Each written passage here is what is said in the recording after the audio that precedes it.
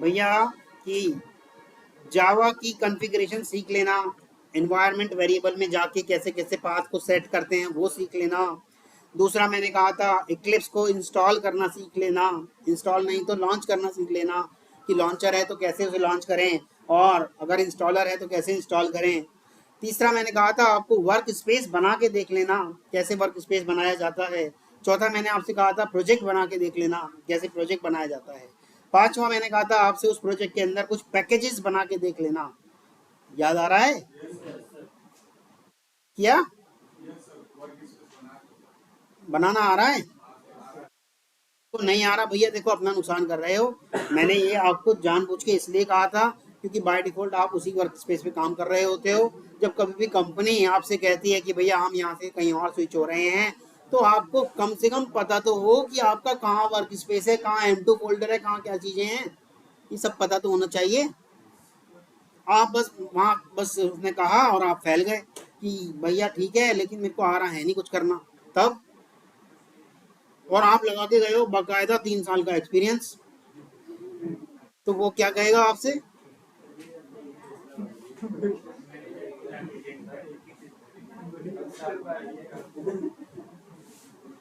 इतनी जल्दी नहीं होता। यही तो हमारी फील्ड में है।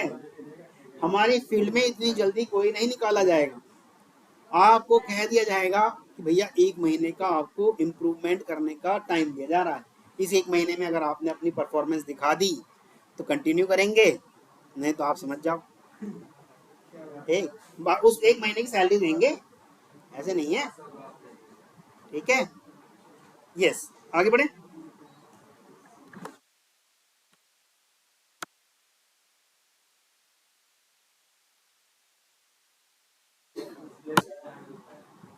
कुछ बोल रहे हो भाई? कौन सा डिस्प्ले पे आ रहा है? Typing master.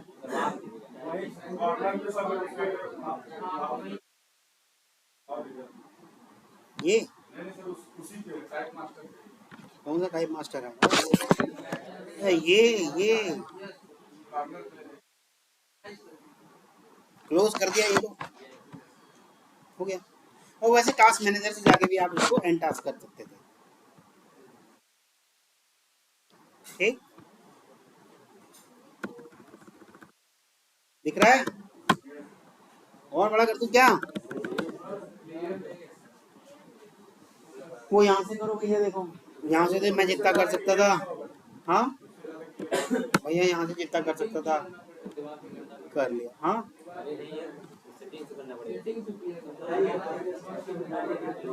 यहाँ इतना ही है भैया। अब देखो इतनी ज़्यादा रिकॉर्ड मत करवाओ, ये फालतू की बातें ये सब रिकॉर्ड हो रही हैं, आप ही की क्लास का नुकसान हो रहा है। चलेगा। बात कर रहे थे हम क्या? मान लो वेरिएबल्स की हम बात कर रहे थे, वेरिएबल्स। ठीक। जब मैं बनाता था वेरिएबल इस तरह से, स्ट्रिंग स्टूडेंट नेम, ठीक, और मैं इसके अंदर नाम डाल दिया करता था स्टूडेंट का ऐसे करके। जैसे मान लो ये डाल दिया, ठीक, और वेरी मान लो 10 स्टूडेंट है तो मैं ऐसे करके 10 वेरिएबल बनाता, सबके नाम अलग अलग करता, ऐसे ही कुछ करता। ठीक, सबके नाम अलग अलग कर देता।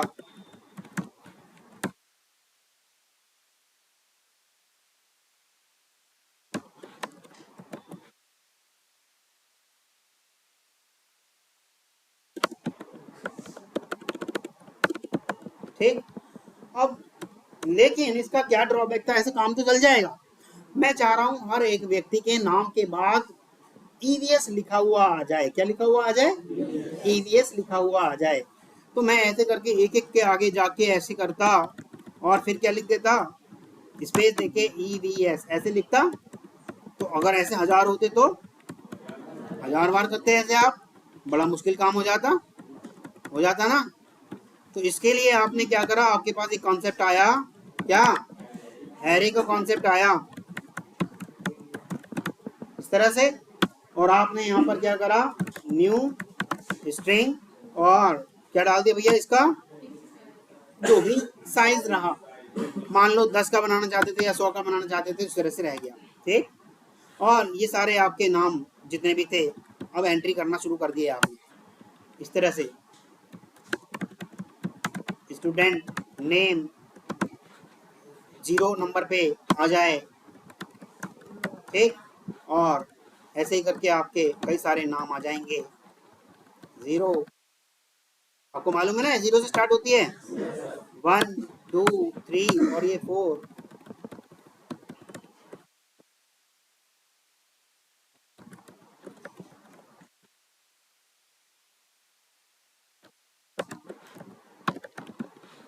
ठीक है, ये लो।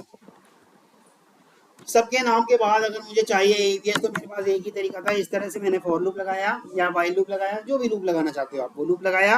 इंटीजर i इक्वल टू 0, 0 से स्टार्ट कर दिया, i इज लेस देन 4 नहीं, ये गड़बड़ है, गलत बात है, 4 नहीं करना चाहिए। Student name dot length semicolon. हाँ, मान लो अगर 40 हो गए स्टूडेंट तो कोड में जाके 40 करने जाओगे, ले सकते हो, पर बहुत खराब प्रैक्टिस है ये, मैंने कहा।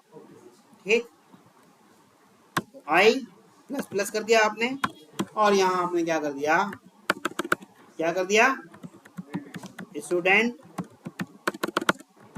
नेम का I is equal to student name का आई प्लस ईवीएस, और बस सभी नाम के बाद ईवीएस अपने आप ही जुड़ गया, चाहे वो 1 हो, चाहे वो 1000 हो, चाहे वो 1,00,000 हो। Getting a not? क्लियर है?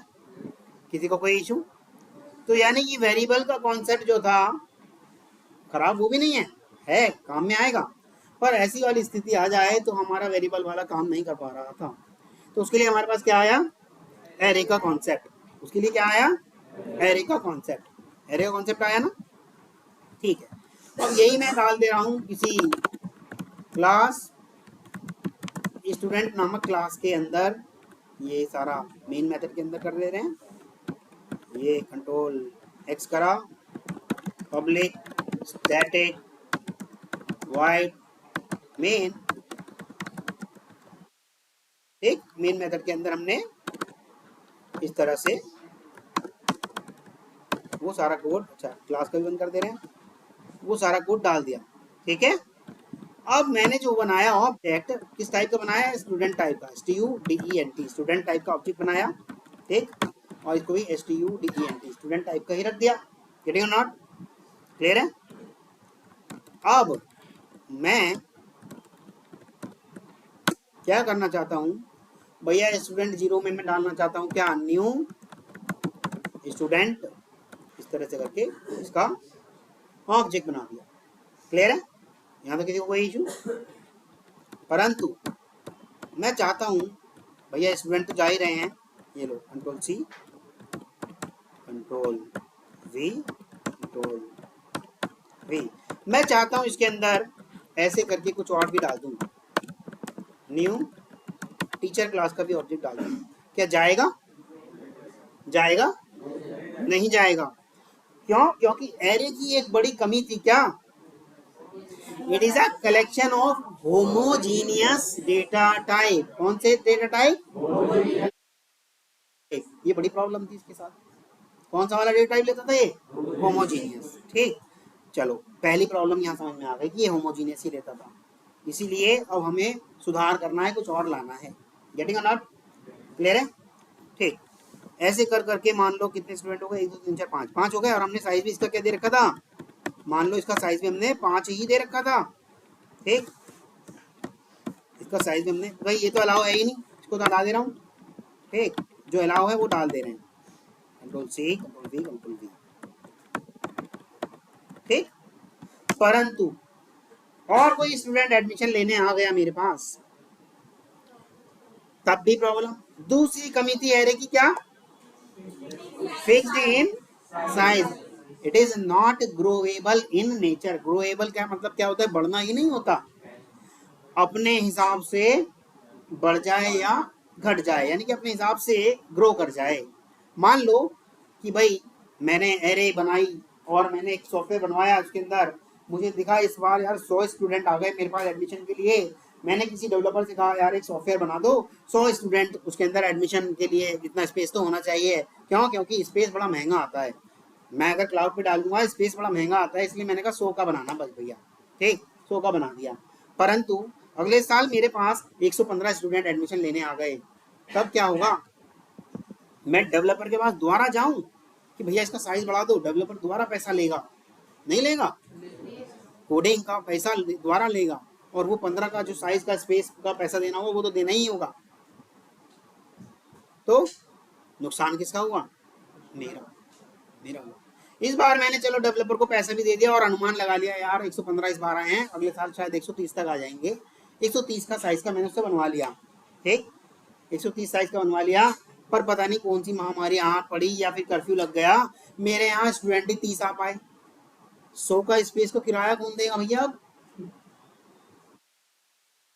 जो 100 का स्पेस का किराया ले रखा है हमने, दे रहे हैं हम हर महीने, वो कौन देगा? स्टूडेंट केवल 30 है। कितना अच्छा होता कि ये घट जाता अपने हिसाब से ही। भाई 30 इस्तेमाल करे तो 30 ही रह जाता, अगर 100 150 इस्तेमाल कर रहा हूँ तो 150 हो जाता, कितना बढ़िया होता होता ना। तो इसी कमी को पूरा करने के लिए हमारे पास आया collection framework. Collection framework collection framework का एक छोटा सा पार्ट है आपका एरे लिस्ट। एरे लिस्ट क्या है? ग्रोएबल इन नेचर और collection of heterogeneous data element. उसके अंदर अलग अलग तरीके के डेटा एलिमेंट डाल सकते हो। गेटिंग और नॉट? अब ये वाला करके भी देख लेते हैं एक बार। ये रहा, कहाँ गया हमारा कोड? भैया देखो समझ में ना आए तो पूछ लेना, लेकिन अपने सिर पे क्वेरी का पिटारा लेके घर मत जाना। यही है? हाँ जी, बताएंगे कुछ? यही वाला है? ठीक है। नहीं समझ में आ रहा पूछ सकते हो, एक बार, दो बार, 4, 8, 10, 15, 20, जितनी बार भी पूछना पूछ लो, पर जब मैं पूछूंगा फिर आपको बताना आना चाहिए। क्लियर है? आवाज नहीं आ रही? क्लियर है? आ रही है, ठीक है। चलिएगा आगे बढ़ते हैं इसमें। ये आपका एक्सपेंड क्यों नहीं हो रहा भाई? क्या करूं? और इधर ओके, ये oops के अंदर था, मैं यहाँ बना दे रहा हूँ SRC के अंदर ही, आपने खुद बना ही रखे हैं पहले, मैं एक और बना दे रहा हूँ। कलेक्शन फ्रेमवर्क नाम से एक इंटरफेस बना देता हूँ, स्मॉल लेटर से बनेगा। पूरा फ्रेमवर्क नहीं पढ़ाऊंगा, सिर्फ अभी वही जो काम आ सकने वाली बातें हैं वो पढ़ाऊंगा। क्लियर है?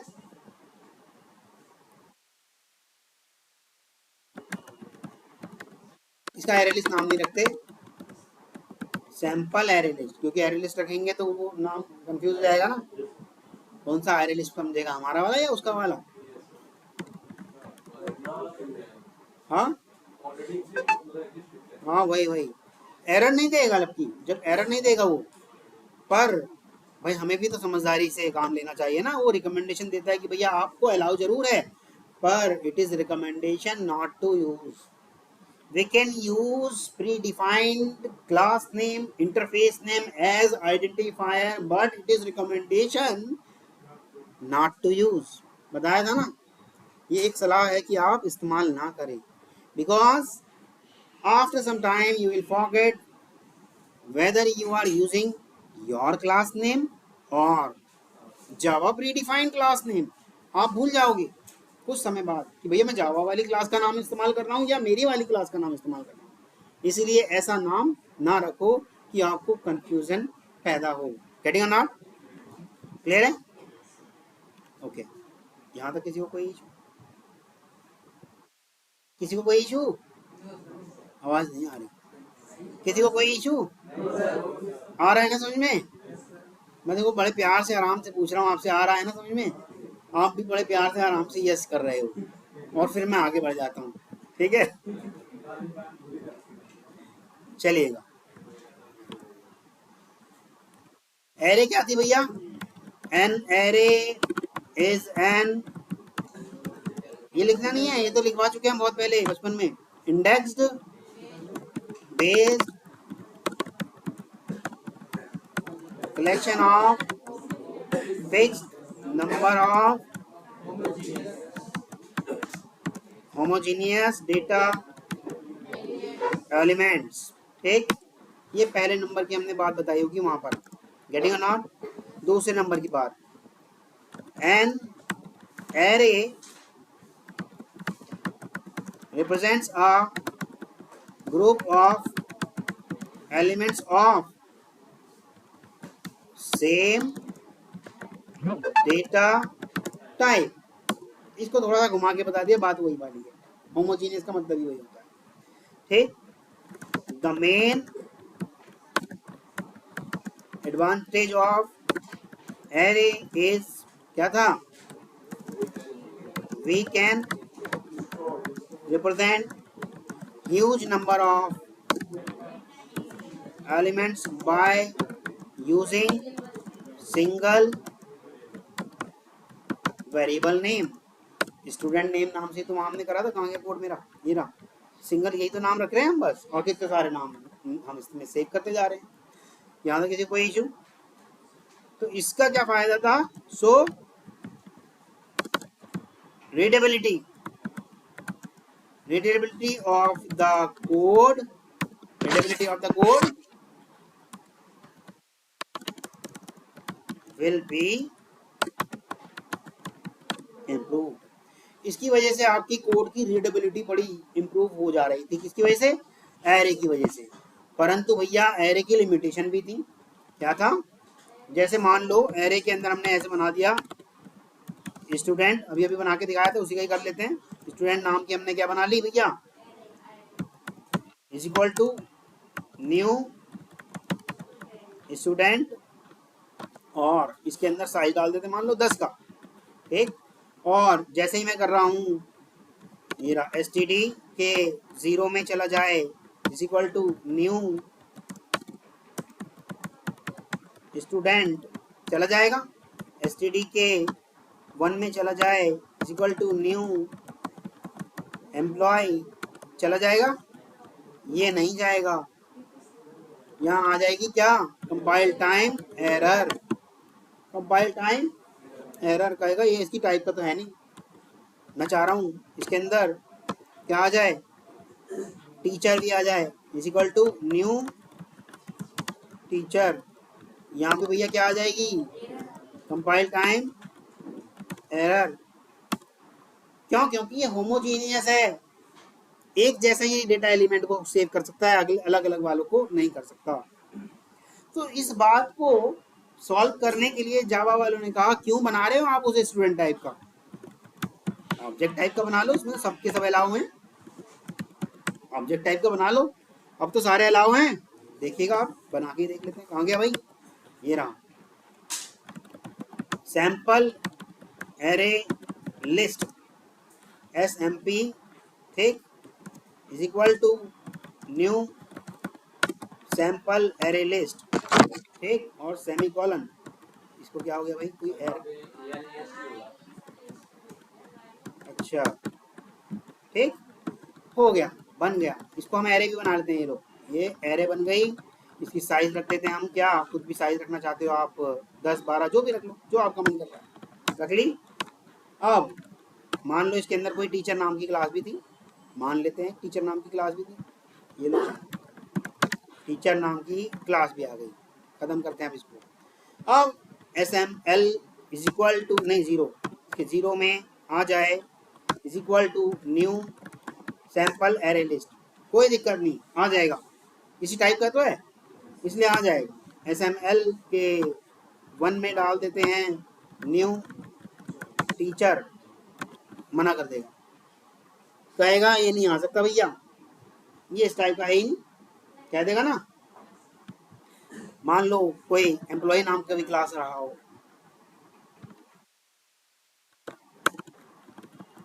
मान लो कोई एम्प्लॉय नाम की क्लास भी रही हो, तो यहाँ हम डाल दें SML के 2 पर न्यू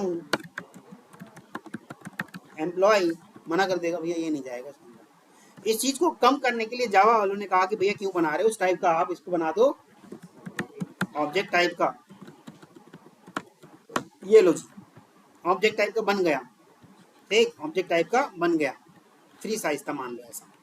ठीक हो गया, ये वाली प्रॉब्लम तो सॉल्व हो गई, ऑब्जेक्ट टाइप का बना के ये वाली प्रॉब्लम तो सॉल्व हो गई। परंतु मैं चाहता हूँ मेरे और स्टूडेंट एंट्री कर जाएं, इजिकल टू या और एंट्री में इसमें डालना चाहता हूँ, क्या आएगी इसके अंदर, आ जाएगी क्या, नहीं आएगी, air index out of bound हो जाएगी, कहेगा कि ये बाउंड्री से बाहर हो गया भैया ये नहीं आ सकता। यहाँ तक किसी को कोई इशू क्लियर है। अब इस चीज को कम करने के लिए जावा वालों ने सोचा यार कोई ऐसा डेटा टाइप बनाया जाए या कोई ऐसा कॉन्सेप्ट बनाया जाए कि ये प्रोग्रामर अपने हिसाब से जब कभी इसको बढ़ाना हो तो बढ़ा ले, जब अपने हिसाब से घटाना हो तो घटा ले, और हर तरीके का जिस टाइप का ये चाहता है उस टाइप का उसके अंदर डेटा एलिमेंट चला जाए। और अगर वो उसे फिक्स भी करना चाहता है कि नहीं भैया एक ही टाइप के जाना, तो उसे फिक्स भी करने का अधिकार रखता हो, मतलब उसे सारे राइट्स दे दिए कि भैया ऐसा कुछ बना लो कि अब डेवलपर को प्रॉब्लम नहीं आनी चाहिए, ऐसा कुछ दे दिया जाए। तो वो ऐसा कुछ क्या है आपका, वो ऐसा कुछ है आपका, अभी तो कलेक्शन का नाम दे रहे हैं, आएंगे वहां पर भी, अभी धीरे धीरे आएंगे वहां पर भी। तो वो ऐसा कुछ क्या है, collection. To overcome this problem we are having, we are introducing what, collection concept. ठीक, कलेक्शन कॉन्सेप्ट की बात कर लेते हैं, यहाँ आ जाते हैं, इशारा में मिटा रहा हूँ। ठीक है, एरे कॉन्सेप्ट के अंदर क्या था भैया, फिक्स्ड इन साइज था, होमोजीनियस था, ये इसकी सबसे बड़ी प्रॉब्लम थी, ये इसकी सबसे बड़ी प्रॉब्लम थी। ठीक, तो अब आ गया आपका कलेक्शन कॉन्सेप्ट। कलेक्शन कॉन्सेप्ट क्या कहता है, कलेक्शन आर ग्रोएबल, देखो क्या शब्द आया, घट भी सकता है बढ़ भी सकता है, growable in nature, that is based on our requirement, हमारी जैसी रिक्वायरमेंट रहेगी वैसे ही उसी हिसाब से वो घट या बढ़ सकता है। यहाँ तक किसी को कोई इशू, क्या कोई बात नहीं माय डियर, ये लो बोला तो सही था। ठीक है, अभी सारा मिटाने वाला हूँ समझाने के बाद। ठीक, सेव करूँ, वो तो फिर इससे पहले वाला तो गया एरे वाला, ये लो। ठीक, एरे वाला भी आ गया आपका। ठीक, इसके नीचे ही कर दे रहे हैं ताकि आपके पास सारा रह जाए। ठीक है, ये लो, यहाँ से हम कर रहे हैं कलेक्शन वाली बातें। ठीक, बेस्ड ऑन आवर रिक्वायरमेंट क्या कर सकते हैं हम, वी कैन इंक्रीज और डिक्रीज द साइज, हम साइज को इंक्रीज और डिक्रीज कर सकते हैं। हैंस जब ऐसा कर सकते हैं तो memory point of view collections concept is best concept। ठीक, और कह सकते हो it is recommended to use। एक सलाह है, इसी को इस्तेमाल करना अगर मेमोरी पॉइंट ऑफ व्यू के हिसाब से अगर आपको काम करना है, आपको लग रहा है कि यार मेमोरी का ज्यादा नुकसान ना हो, तो आप फिर किस पे काम करेंगे, कलेक्शन कॉन्सेप्ट पे काम करेंगे। हाँ, बोलता तो गया हिंदी में, भाई अभी तो पता है ग्रोएबल मतलब जो बढ़ घट सकता है, collection are growable in nature, collection मतलब घट या बढ़ भी सकते हैं अपनी प्रकृति के अनुसार। ठीक, मतलब क्या हुआ, that is based on our requirement, जैसी हमारी जरूरत होगी उस हिसाब से हम साइज को बढ़ा या घटा सकते हैं। तो अगर बात करें कि हम मेमोरी के हिसाब से, मान लो मेमोरी आज से ही मेमोरी 1 बिट, एक बिट की मेमोरी मान लो 100 रुपए की मिलने लग गई आपको, कि 1 बिट स्पेस करोगे सेव 100 रुपया लगेगा। तो अब तो आप बड़ा सोच समझ के इस्तेमाल करोगे ना मेमोरी को, कि भैया 1 बिट इस्तेमाल करूंगा 100 रुपया खर्च हो जाएगा। और आप बिट में कहाँ काम करते हो, आप तो एमबी में काम करते हो।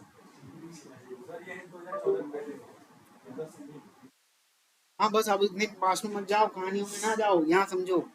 ठीक, तो अगर ऐसा कुछ कॉन्सेप्ट आ जाए, मेमोरी पॉइंट ऑफ व्यू की बात हो जाए, तो भैया collection concept is best concept, it is recommended. एक सलाह है कि भैया इसी को आप इस्तेमाल करो। क्यों? क्योंकि ये क्या है, ग्रोएबल इन नेचर, अपनी जरूरत के हिसाब से, यूजर की जरूरत के हिसाब से घट या बढ़ जाता है। यहाँ तक किसी को कोई इशू? ये होल्ड कर सकता है किस तरह के एलिमेंट? हर तरह के। collection can hold both homogeneous and heterogeneous objects. ये दोनों तरीके के ऑब्जेक्ट्स होल्ड कर सकता है भैया, homogeneous as well as heterogeneous. Homogeneous करो, किसने मना करा है? क्लियर है? जितनी भी कलेक्शन की, यही बात अब जो तीसरी बात बता रहा हूँ इंपॉर्टेंट है, बहुत ज्यादा इंपॉर्टेंट। जितनी भी कलेक्शन की इम्प्लीमेंटिंग क्लासेस हैं वो किसी ना किसी डेटा बेस पर, सॉरी डेटा स्ट्रक्चर पर, किसी ना किसी डेटा स्ट्रक्चर पर बेस्ड हैं, किसी ना किसी डेटा स्ट्रक्चर को फॉलो कर रही हैं, किसी ना किसी डेटा स्ट्रक्चर के अंतर्गत आ रही हैं, किसी ना किसी डेटाबेस को, डेटा स्ट्रक्चर को लेकर आ रही हैं। तो जब किसी डेटा स्ट्रक्चर को कोई लेके आता है तो डेटा स्ट्रक्चर के मेथड भी उसको मिल जाते हैं।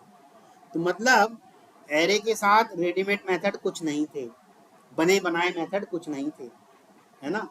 कलेक्शन के साथ बने बनाए रेडीमेड मेथड मिल जाएंगे, क्योंकि ये किसी ना किसी डेटा स्ट्रक्चर पे बेस्ड है, और जिस भी किसी डेटा स्ट्रक्चर पे बेस्ड होगा उसके बने बनाए मेथड इसके लिए अवेलेबल हो जाएंगे। जैसे मान लो किसी दो चार डेटा स्ट्रक्चर के नाम लेते हैं।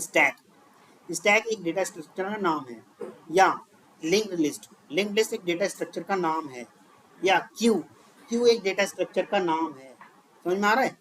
अब ये होते क्या है, स्टैक से ही लेके चलते हैं। स्टैक एक डेटा स्ट्रक्चर है जो कहता है कि जो लास्ट में आएगा सबसे पहले मैं उसको सर्विस दूंगा, मतलब last in first out, LIFO कहते हैं इसको।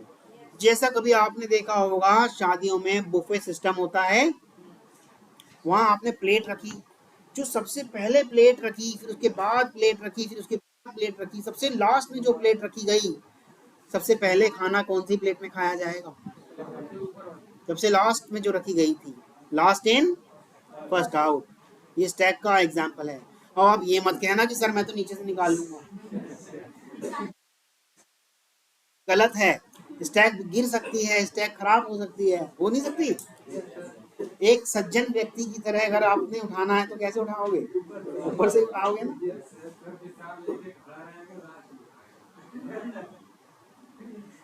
तो वो विशाल की गलती है। प्लेट सर्व हो चुकी, हम तो प्लेट पे कंसंट्रेट करेंगे ना। जो लास्ट में आई थी वो सबसे पहले सर्व हो चुकी, और जो सबसे पहले आई थी वो सबसे लास्ट में सर्व होगी। ये स्टैक डेटा स्ट्रक्चर ऐसा कहता है। स्टैक डेटा स्ट्रक्चर असल में बना कैसा होता है? पेंट है इसमें खुला हुआ? नहीं ना, दोबारा खोल देते हैं।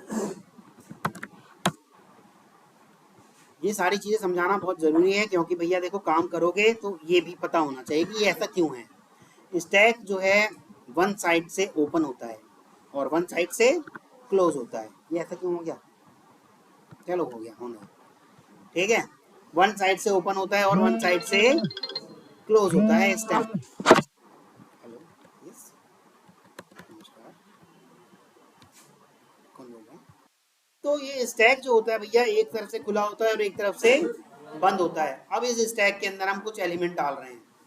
मान लो मैंने डाल दिया स्टूडेंट, मान लो मैंने डाल दिया टीचर।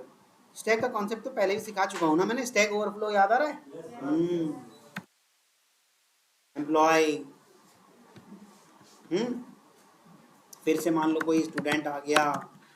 अब ये बताओ सबसे लास्ट में अगर मान लो बॉस आया, सर्व सबसे पहले कौन होगा? उसके बाद स्टूडेंट जो सेकंड लास्ट में आया, उसके बाद एम्प्लॉय। क्यों? क्योंकि निकालने का एक ही रास्ता है, दूसरा रास्ता है बंद है। ये हम जो निकालेंगे इसको सिर्फ और सिर्फ कहां से निकाल सकते हैं भैया? यहां से ही निकाल सकते हैं बस। यहां से तो बंद है, जब यहीं से निकाला जाएगा तो भैया जो लास्ट में गया होगा वही सबसे पहले निकाला जाएगा। ठीक, क्लियर है, समझ में आ रहा है? बिस्किट का पैकेट देखा है? बिस्किट का पैकेट भी स्टैक है। जो बिस्किट सबसे नीचे पहले रखा गया था, फिर जो सबसे लास्ट में ऊपर रखा गया था, वही सबसे पहले सर्व होगा। अगर आपने बिस्किट के पैकेट को सीधा खोला तो मुझे पता है, मैंने तो कहा, इसलिए मैंने कह दिया अगर आपने सीधा खोला तो स्टैक खराब कर दिया ना आपने। क्लियर है? यहाँ तक नहीं हो कोई इशू? तो स्टैक समझ में आ रही है? तो यहाँ आ गए हम, और डेफिनेशन कहाँ लिख रहे थे? ये रही, यहाँ आ गए। तो हर एक, यहाँ लिख भी देता हूँ, चलो। एवरी कलेक्शन की जो क्लास है is implemented based on some data structure.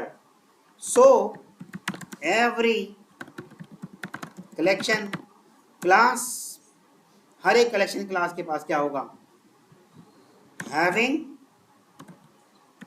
क्या? रेडीमेड मेथड्स सपोर्ट, जो कि एरे के साथ नहीं था। एरे किसी डेटा स्ट्रक्चर को फॉलो ही नहीं करता, उसके पास इसलिए कोई भी रेडीमेड मेथड नहीं है। क्लियर है? यहां तक समझ में आ रहा? आगे बढ़ा जाए? किसी को कोई इशू हो तो बताइएगा। अब ये 9 तरीके के हैं, मैं 9 नहीं बता रहा आपको, अब सीधे जंप कर जा रहे हैं जो आपको सर ने कराया है। कलेक्शन के वैसे 9 पार्ट हैं। वैसे तो मेन मोटा मोटा देखा जाए तो कलेक्शन को 3 पार्ट में बांटा गया है, 3 इंटरफेस में बांटा गया है, लिस्ट, सेट और मैप। ठीक, अब लिस्ट के अंतर्गत अगर आ जाते हैं तो लिस्ट के अंतर्गत आ जाता है आपका vector, stack, link list, array list, जिसमें से आपको सर ने करा दी गई है क्या? Array list. अब हम एरे लिस्ट पे काम कर लेंगे। ठीक, एरे लिस्ट पे हम काम कर लेंगे, यानी कि पेरेंट हुआ इसका कौन? कलेक्शन, कलेक्शन के अंदर में आया लिस्ट, और लिस्ट के अंदर में आया कौन? Array list. यहाँ तक समझ में आया? ये हायरार्की इस तरह से चली होगी। कहाँ है मेरा पेंट ब्रश भाई? ये रहा, ये सब मैं मिटा दे रहा हूँ। इसकी हायरार्की चली होगी भैया इस तरह से। यहाँ क्या होगा आपका? बड़ा कर देते हैं थोड़ा, साइज 22। चलो, यहाँ क्या होगा? कलेक्शन, और इसके अंडर में आ गया होगा, है तो वैसे और भी सेट वगैरह, अभी सिर्फ कंसंट्रेशन इस पे करना है। इसके अंडर में आ गया होगा क्या भैया? लिस्ट, और लिस्ट के अंडर में क्या आ गया होगा आपका? अब हम बात उस पे करेंगे, किस पे? एरे लिस्ट पे। ठीक, एरे लिस्ट। तो यानी कि अगर चाइल्ड पेरेंट वाली बात की जाए तो कलेक्शन का चाइल्ड हो गया लिस्ट, और इस लिस्ट का चाइल्ड हो गया एरे लिस्ट। ठीक, मैंने कभी आपको बताया होगा कि इंटरफेस नामक चीज बताई होगी ना। इंटरफेस है, ये भी इंटरफेस है, और ये क्लास है। ठीक है, ये बताना जरूरी था, जब आगे पूरा कराएंगे तब अच्छे से कराएंगे, बढ़िया से। अभी फिलहाल इतना देखो, कलेक्शन, कलेक्शन के अंदर में एरे लिस्ट, नहीं लिस्ट, इंटरफेस, और लिस्ट इंटरफेस के अंदर में एरे लिस्ट। क्लियर है? यहाँ तक किसी को कोई इशू किसी भी तरह का? समझ में आ रहा है? आवाज नहीं आ रही, समझ में आ रहा है? मतलब आगे बढ़े या नहीं?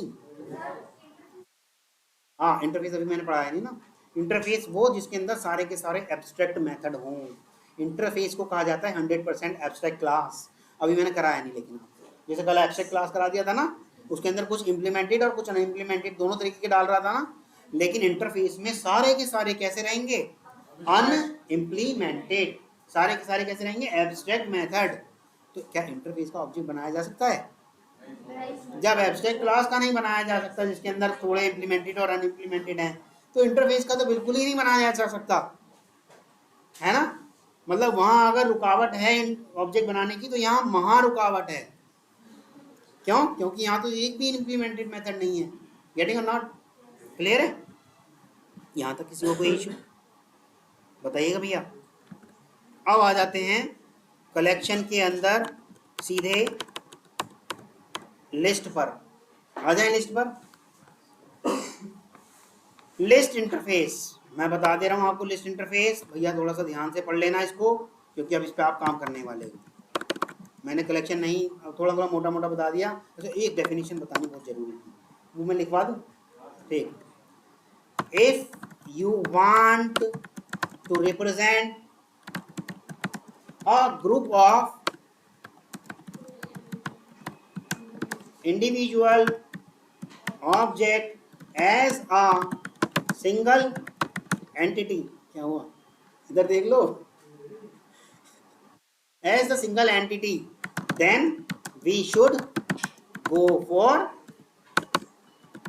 कहाँ, collection framework. If you want to represent a group of individual object as a single entity, then we should go for collection framework. अगर आप अलग अलग ऑब्जेक्ट को एक एंटिटी के नाम से रिप्रेजेंट करना चाहते हैं तो आप कलेक्शन फ्रेमवर्क को चूज कर लीजिए. If you want to represent a group of individual object as a single entity, then we should go for collection framework. यहां तक किसी को कोई इशू? बताया ना, अगर अभी तो हिंदी में भी बताया, अगर आप अलग अलग ऑब्जेक्ट को सिंगल नाम से, सिंगल एंटिटी से रिप्रेजेंट करना चाहते हो, प्रस्तुत करना चाहते हो, तो आप कलेक्शन फ्रेमवर्क को चूज करें. ठीक, यहां तक किसी को कोई इशू? हाँ, एग्जाम्पल अभी तो बताया था भैया कि अगर साइज मान लो फिक्स कर रखा था हमने 10 का और 11वां एलिमेंट डालना है, ठीक, तो भैया कलेक्शन फ्रेमवर्क चूज करो. या कोई ऐसा मैं नाम रखना चाहता हूँ जिसके अंदर टीचर भी आ जाए, स्टूडेंट भी आ जाए, एम्प्लॉय भी आ जाए, तो भैया कलेक्शन करो, क्योंकि उसने क्या कहा है, group of individual object as a single entity. अगर आपने ये डेफिनेशन याद कर ली, ये 2 लाइन की डेफिनेशन अगर आपने याद कर ली, तो मैं गारंटी देता हूं कि आपको 9 की 9 डेफिनेशन याद हो जाएंगी. कलेक्शन फ्रेमवर्क की 9 की 9 डेफिनेशन याद हो जाएंगी. अगर आपसे उसने इंटरव्यूअर ने गलती से भी पूछ लिया कि do you have any idea of collection framework, और आपने ये डेफिनेशन याद कर रखी है और मेरे बताए कॉन्सेप्ट को फॉलो कर रखा है, तो समझना आप समझना जिस तरह क्रिकेटर होता है ना, क्रिकेटर को पसंदीदा बॉल मिल जाती है तो उसके पास 4-4 शॉट होते हैं कि इसमें चौका मारूं या पीछे उड़ा दूं या 6 मारूं या रन लूं. तो आपके पास भी ऑप्शन हो जाएंगे कि यार इसका आधा घंटा खराब करूं या 20 मिनट खराब करूं. समझ रहे हो क्यों? क्योंकि आपके पास बोलने के लिए बहुत सारा हो जाएगा. कोई रोकेगा आपको, कहेगा बस बस भैया बस, समझ गया मैं. ठीक है, तो ये डेफिनेशन एक बार कर लो. बस इसमें 2-4 शब्द इधर उधर कराऊंगा और दूसरी डेफिनेशन बन जाएगी, फिर 2-4 शब्द का मिश्रण करूंगा, दूसरी डेफिनेशन बन जाएगी. इस तरह से धीरे धीरे आपको 9 डेफिनेशन याद करा दूंगा. क्लियर है? तो एक बार बोल सकते हो मेरे साथ, if you want to represent a group of individual object as a single entity, then we should go for collection framework. बस यही डेफिनेशन है. और आप देखो, मान लो मैं सेट मुझसे पूछता सेट की डेफिनेशन, अभी करा नहीं रहा, सिर्फ डेफिनेशन बता रहा हूँ. आपको लगेगा ये तो वही डेफिनेशन बोल दी, लेकिन नहीं, आपने डेफिनेशन में चेंज मारा है. If you want to represent a group of individual objects as a single entity where duplicacy is not allowed and insertion order is not preserved, then we should go for set interface. हो गई ना वही definition, हल्का सा कुछ जोड़ा और काम बन गया. यही अगर आप मैप की डेफिनेशन बोलोगे, if you want to represent a group of individual object based on key value pair, then we should go for map interface. देखा, हल्का सा चेंज हुआ, अगली डेफिनेशन बन गई आपके सामने. इसलिए कह रहा हूं इसे याद कर लेना, आपका फायदा हो जाएगा. ठीक है, चलें आगे. चलो, ये तो रही, सॉरी सारा थोड़ी मिटाना था हमें, अरे यार यही मिटा, चलो मिटा नहीं रहे, इसे भी लिखकर रहने देते हैं। अब आ जाते हैं लिस्ट इंटरफेस। लिस्ट इंटरफेस भैया इस फोटो को देखोगे तो भैया बताओगे क्या है ये लिस्ट इंटरफेस? वेरी गुड, तो इट इज द चाइल्ड। अच्छा है क्या चीज ये, इसे देख के बताओगे क्या है ये? हाँ, it is the child interface of collection. ये चाइल्ड इंटरफेस है किसका? कलेक्शन का। अब फिर देखो लिस्ट की बात हो रही है तो डेफिनेशन लिख देता हूँ, यही वाली आएगी। अब देखो काम आपके, if you want to represent a group of object, लो object as a single entity, आ गई अब असली बात, where duplicates are allowed, and insertion order is preserved। वो बस वही आगे line, then we should go for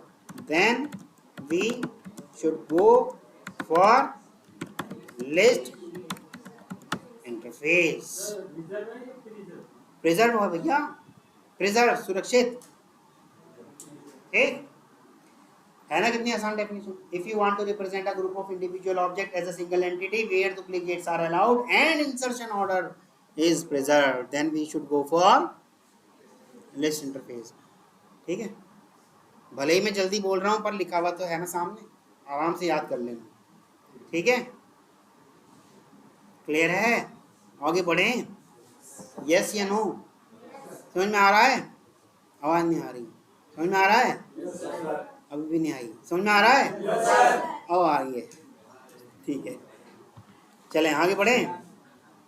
ठीक है, तो डुप्लीकेट्स वाली बात आपके समझ में आ गई। हम डुप्लीकेट ऑब्जेक्ट भी डाल सकते हैं, मतलब इंसर्शन ऑर्डर, मतलब जिस ऑर्डर में जो लोग आए, जैसे कि आपकी क्लास में सबसे पहले रोहित आया, दूसरे नंबर पे विशाल आया, तीसरे नंबर पे मान लो रीना है, चौथे नंबर पे धर्मराज है, पांचवें नंबर पे शिव हैं, तो भैया इनका इंसर्शन ऑर्डर भी वैसे ही रहना चाहिए। आते ही अंदर घुस के पता चलना चाहिए कौन पहला है, कौन दूसरे नंबर पे, कौन तीसरे नंबर पे। हाँ, तो लिस्ट के अंदर इंसर्शन ऑर्डर प्रिजर्व होता है, सेव होता है।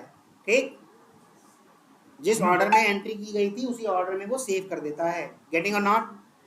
क्लियर है यहाँ तक? किसी को कोई इशू? अब आते हैं लिस्ट इंटरफेस के कुछ मेथड्स। वैसे तो कलेक्शन के भी मेथड्स हैं, वो मैंने अभी यहाँ नहीं बताया आपको, लिस्ट के बता रहा हूँ, क्योंकि कलेक्शन के बताऊंगा क्लास बहुत लंबी हो जाएगी।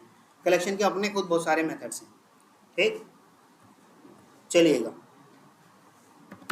ऐड नाम का एक मेथड है, जिसके अंदर हम डालते हैं क्या? इंडेक्स नंबर और ऑब्जेक्ट, और इसके अंदर अगर ऐड हो गया तो ट्रू देता है, नहीं ऐड हुआ तो फॉल्स देता है, तो इसकी रिटर्न टाइप क्या होगी? वेरी गुड, तो ये मेथड हो गया इसका पहला।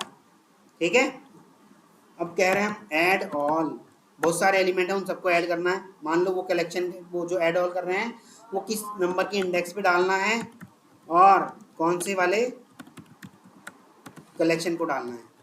ये भी अगर ऐड हो गया तो भैया ट्रू देगा, नहीं ऐड हुआ तो फॉल्स देगा। तो क्या हो जाएगी इसकी भी? बुलियन। तो यहाँ तक किसी को कोई इशू? दो मेथड हो गए। गेट, एक मेथड होता है इसका गेट, इसमें अगर मान लो मैंने कोई इंडेक्स डाल दी, भैया index 0, index 1, index 2, index 3, index 4, तो ये लेके आता है क्या? उस ऑब्जेक्ट को, जिस इंडेक्स पे वो ऑब्जेक्ट होगा, यानी कि लेके आ रहा है ऑब्जेक्ट, तो इसकी रिटर्न टाइप क्या हो गई? अरे भैया इंडेक्स कहाँ ला रहा है, ऑब्जेक्ट ला रहा है। अगर कोई नंबर ला रहा होता तो इंट होती ना, अब तो इंडेक्स से उठा के ऑब्जेक्ट को ला रहा है, तो उसकी रिटर्न टाइप क्या हो गई?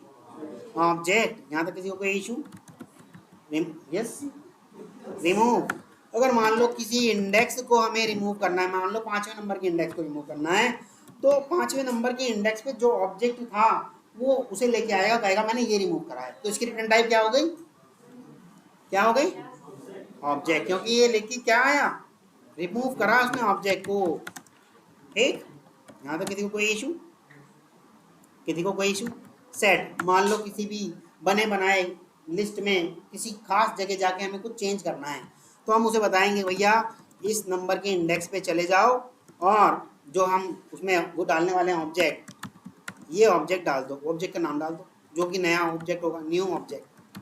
ठीक, तो ये सेट कर देता है वहां जाके उस ऑब्जेक्ट को, और जब अगर सेट कर दिया तो ये रिटर्न में भी लेके आता है क्या, ऑब्जेक्ट।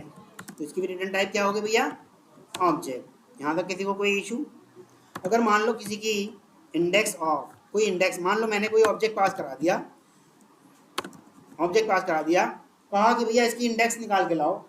ठीक, इंडेक्स ऑफ का मतलब इंडेक्स निकाल के लाओ, तो ये इंडेक्स निकाल के लाएगा, यानी कि उस ऑब्जेक्ट, वो ऑब्जेक्ट किस नंबर की इंडेक्स पे पड़ा है वो निकाल के लाएगा। तो इसकी रिटर्न टाइप क्या हो गई, वेरी गुड, क्योंकि इंडेक्स जो है हमेशा किस में होती है, इंट में, और में होती है, इंट में होती है। यहाँ तक किसी को कोई इशू?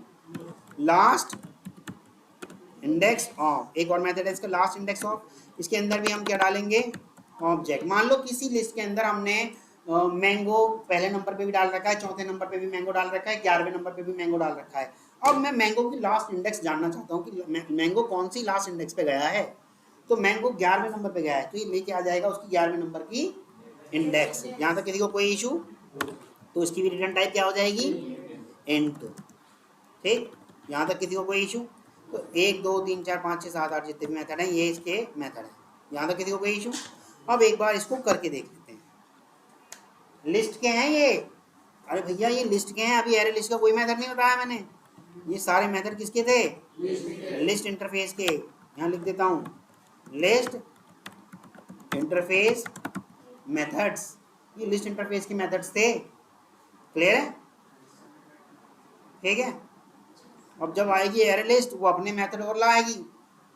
एरे लिस्ट क्या है, क्लास, यानी कि इसने इंप्लीमेंट करे होंगे किसको, इंटरफेस के अनइम्प्लीमेंटेड मेथड को, इंटरफेस के एब्स्ट्रैक्ट मेथड को।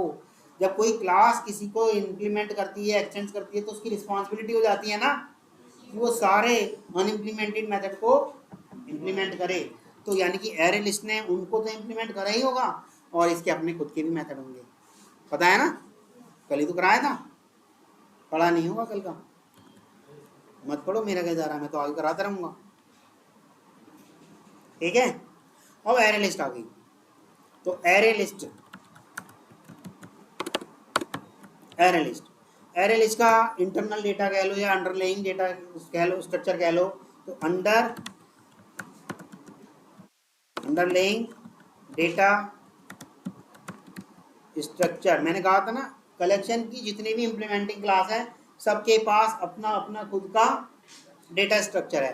तो इसका अंडरलाइंग डेटा स्ट्रक्चर क्या है, इसका अंडरलाइंग डेटा स्ट्रक्चर है रीसाइजेबल,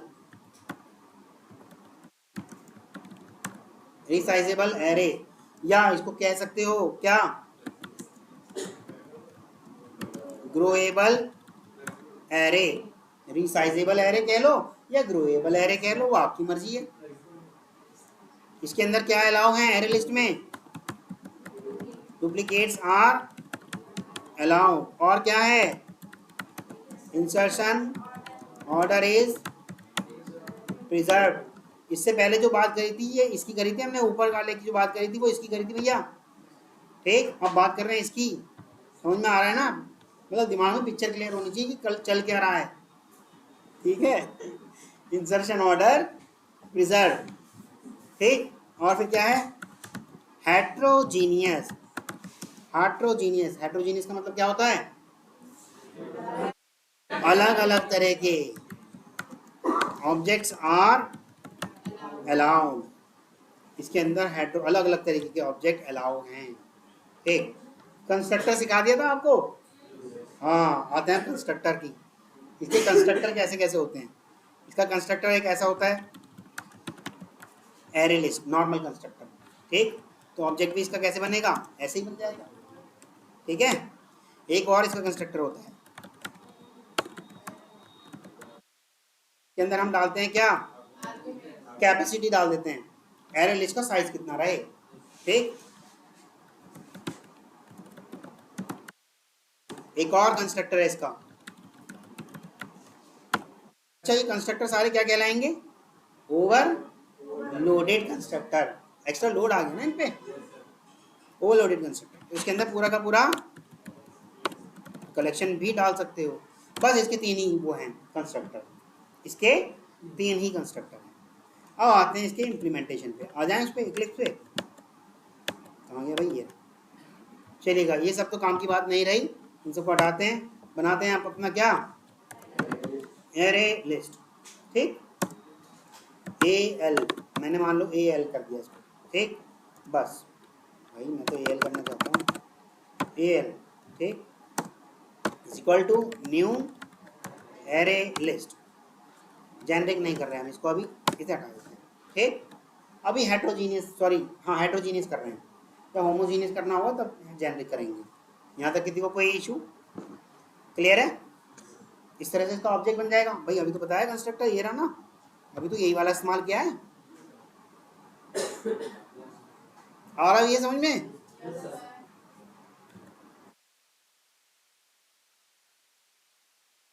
तभी तो अभी मैंने ऐसा वाला हटा दिया, अगर मैंने ऐसा वाला लगा दिया होता, सॉरी यहाँ नहीं लगेगा, यहाँ लगेगा, और इसके अंदर डाल दिया होता स्ट्रिंग, तो सिर्फ स्ट्रिंग टाइप के ही लेगा वो। अगर मैंने डाल दिया होता इंट, तो सिर्फ इंट टाइप की लेगा, इसलिए अभी मैं ऐसा वाला नहीं करा। ठीक है, अब देखिएगा ए एल डॉट, आगे देखो ऐड, दिख रहा है ऐड नाम का मेथड, कह रहा ऑब्जेक्ट ऐड कर दो, कर दें ऐड। मान लो इसके अंदर मैंने अमित नाम का ऑब्जेक्ट ऐड कर दिया, सेमीकोलन लगा दिया, ऐड हो चुका उसमें अमित। ए एल डॉट, फिर से कर रहे हैं ऐड।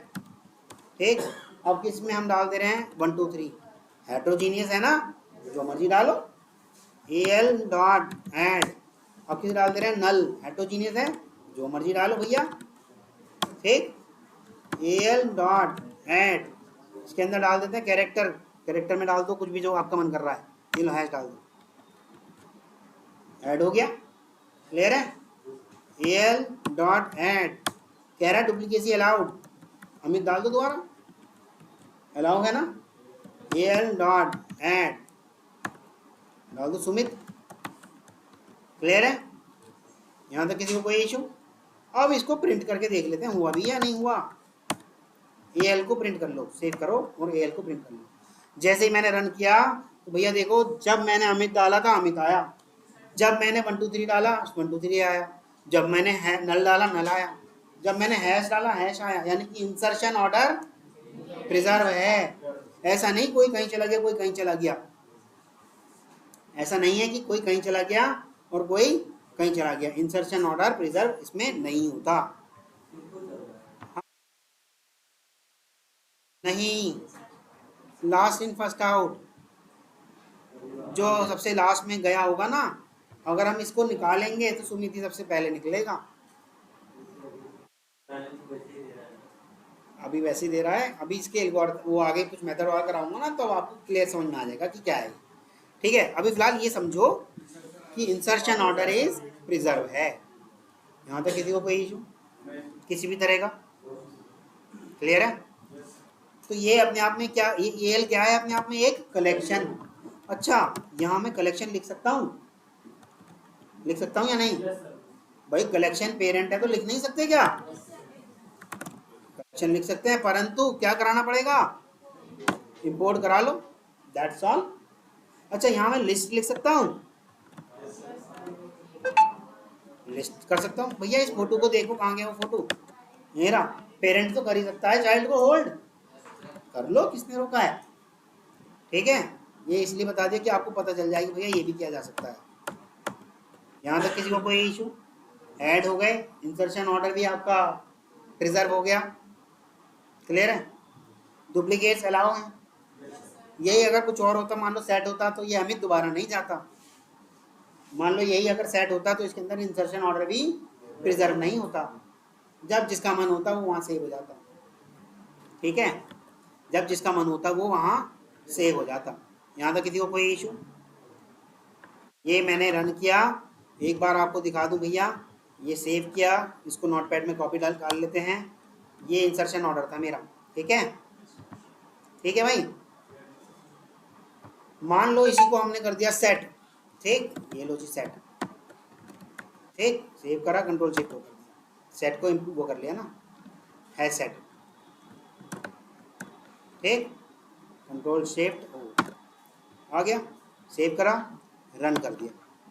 है डुप्लीकेट अलाउ हुआ, वो उसको दिखा देता हूँ मैं, इसके आगे रखी हुई डुप्लीकेट अलाउ हुआ। क्या इंसर्शन ऑर्डर प्रिजर्व है? क्या इंसर्शन ऑर्डर प्रिजर्व है? नहीं। 1 2 3 देखो कब करा था और कब आ गया, है ना। तो सेट नहीं सिखा रहा, बस ये सिखा रहा हूँ कि इंसर्शन ऑर्डर और दूसरों के अंदर किसी किसी के अंदर अलाउ नहीं है। मैं सेट नहीं सिखा रहा, मैं सिर्फ वही सिखा रहा हूँ एरे लिस्ट। ये तो सिर्फ इसलिए दिखाया जिससे आपको दिख जाएगी और जगह डुप्लीकेसी अलाउ नहीं है और इंसर्शन ऑर्डर भी प्रिजर्व नहीं है। मैं सेट सिखाया नहीं आपको, सिर्फ बस दिखाया है। सेट जब सिखाएंगे तब उसे अच्छे से सीखेंगे ना, बढ़िया से उसके सारे मेथड करेंगे, एक एक करके सारी चीजें करेंगे। ठीक, डेफिनेशन करेंगे बढ़िया से। छोड़ दूं क्या, ऐसा लग रहा है शक्ल देख के सबकी।